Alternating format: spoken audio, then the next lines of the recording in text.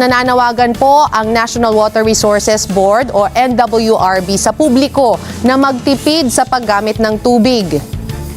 Ayon kay NWRB Executive Director Dr. Sevillo David Jr., hindi lamang ito dahil sa pagbaba ng tubig sa mga dam, kundi pati na rin sa banta ng El Nino.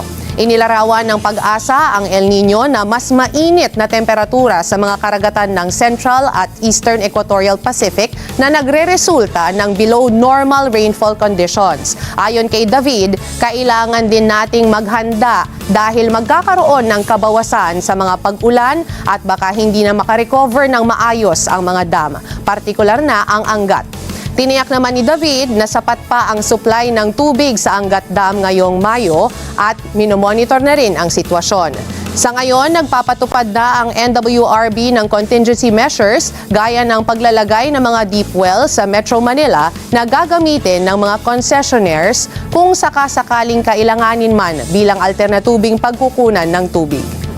Gayunman ay binigyan din diin ng NWRB na hindi dapat gumamit ng deep well ang mga bahay-bahay sa Metro Manila dahil manipis na ang supply ng groundwater. Sinabi pa ni David na kung patuloy ang pagbaba ng supply ng tubig, babawasan na ng NWRB ang supply na nakalaan para sa Metro Manila.